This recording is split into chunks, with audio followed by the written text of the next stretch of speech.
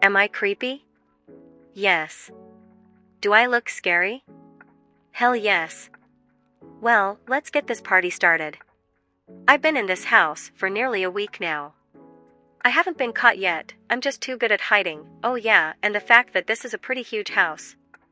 They have been unwillingly providing me with food. I just take whatever the hell I want from the kitchen. At nights I like to go to the kids' room and watch them sleep. They need to know what they've got coming. They need to be warned to stay away from me, or as they would say, the scary clown statue. Do you want to know why I'm here? Well, even if you don't, tough luck, I'm still going to tell you. Well, it all started when I was young. My mother, who I loved so very dearly, was sliced into pieces by John Wayne Gacy because he wanted me. He wanted to add me to his collection. Stupid, right? He killed my mother in front of my eyes just to be able to add an innocent kid into his tally. I was traumatized at such a young age. When he finally got what he came for, me, he had done unspeakable things. Well, I got away, and I want to carry on his tradition. Why? Well, fuck you, that's why. Yes, it was traumatizing, but what do you expect? I am the clown killer. I am the last thing anyone sees. Well, yes, it is ironic that instead of bringing happiness I bring death, but that's the fun part, and if you don't think that's fun then I'd say you're the psycho. Look at these ugly kids. I don't understand why people like them, they just eat, shit, and cry. I do that all the time, why am I not loved? Do you want to know the answer to that question? No? Well, shut up, I didn't ask you. I am the way I am because I am not like you. I am not a human. I don't sit around and contemplate on how unfair life is. I take life by the throat and squeeze till there's nothing left. I don't sit around and procrastinate. I get shit done. I am not like you. I am not a human. I am a demon in a human's flesh with clown makeup. I hate kids. They deserve to be taken out, and that's what I'm here for. But first I need to strike some fear into them. I want to be their worst nightmare. Then I will do what I always do. You will find out what that is very soon. The kids are fast asleep. Normally the Harrisons should be downstairs watching Hannibal. Today was the day that I was supposed to end them, but apparently their anniversary is more important than their death. They went and risked a random babysitter's worthless life just so they can celebrate their anniversary. Well, guess what, Harrisons, I am going to take out every single person in this house. Well, to be honest, my original plan was to creep up on them whilst they were watching Hannibal and slit their throats. It was going to be cruel irony. Funny, right?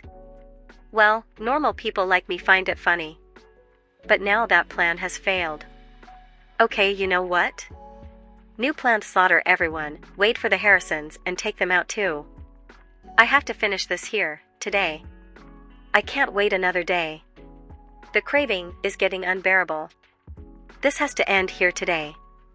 Okay, I'm just a couple steps away from taking this slut. I hate her for being here right now. It should have been the Harrisons. It was supposed to be them that suffered, not her. If I had a heart right now, I would be so sorry for her. Wait. What in the living hell is she watching? Bloody hell, is that Honeybee Obio? What the hell is she on? That does it. This bitch needs to suffer. The clown sneaked up behind the sofa. Smile stretched from cheek to cheek, displaying his sharp yellow teeth. Even the clown makeup on his face couldn't hide the devil within. Eyes filled with rage. He lifted his matte black blood-stained knife. And there it was. The cackling laugh. A laugh that will make thunder sit quietly. The babysitter felt like as if lightning had just struck in her ear. He grabbed her by the throat. Who are you? When you go to the other side, tell the man up there that there are more bodies on its way. What? No. He put his knife to her throat. Another manic laugh and bloodshed. This was all Honey Boo Boo needs. Some bloodshed. Her blood spraying everywhere in the room. The wound spitting out blood. He grabbed the wound and ripped open her throat. It ripped open as easy as ripping a piece of paper. Between all the blood and skin, there was a streak of white. This was an art form to the most notorious serial killers, and the clown was Picasso. Yes. Yes. Yes. This is what I was waiting for. Blood. Now all I need to do is take out her esophagus. What are you going to do with it, I hear you ask? Well, that's for me to do, and for you to find out. This is my favorite part, ripping out her esophagus. Oh, how it makes me shiver in delight. Hey esophagus, come out to play. Come on now. Don't make me struggle. I said come out, bitch. Oh hell yeah. My precious. The pivotal point of my whole operation. I take a deep breath and put my hand on my chest, expecting a heart to be thumping quickly, impatiently, but there's nothing there, not even a beat. He made his way up towards the children's bedroom, carrying the decapitated head of the babysitter and the esophagus. The head was pale and expressionless, dripping blood, leaving a trail all the way upstairs. Luckily, the kids are still asleep. Thank Gacy they didn't hear this bitch scream. Bloody hell, she has a loud scream. This was it. After a whole week, I finally get this craving over. I need to get this chip off my shoulder. These kids have annoyed me by existing.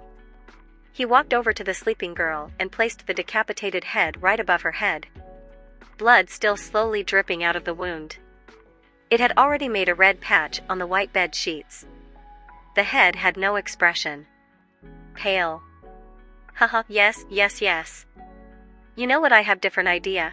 I might as well let the Harrisons live. They aren't the reason I'm here, they can just suffer in depression. Just need to kill these little shitheads. He tied the little girl up to bed with ropes. He made sure they were tight enough for her not escape. The clown covered her mouth with duct so she can't scream. Wow. She is a deep sleeper. How the living hell can she not wake up? He walked over to the little boy with the esophagus still in his hand. Now the moment you have all been waiting for. What am I going to do with this precious body part? Well, you see, this will play an important role in the death of this young devil. The clown tapped the little boy on the shoulder. He didn't budge. Well, if you're not going to wake up, then I will start this party. The clown gave a little slit on the boy's cheek. That should wake you up. The little innocent boy jumped up as soon as the blade left his cheek. Huh? SHH. You'll wake your sister. Before the little boy was able to say a word, the clown stuck the esophagus deep in the kid's mouth, lifted the blade. The menacing cackling laugh again. The blade went deep into the kid's throat. Blood spraying left and right. A smooth and swift stroke to the left and right side. The kid is smiling from his throat on his death. The little girl had woken up to the thunderous laugh. She tried to move, but the ropes restricted her from doing that. She wanted to scream, but her mouth was covered in duct tape. Oh, finally this bitch is awake. But it's too late. Anyways, that's the end of the show. Thank you all for joining with me on this journey into my life. Bye. With this being said, the clown smashed through the window and made a run for it. I am not like you. I am not a human. I am a demon in a human flesh with clown makeup.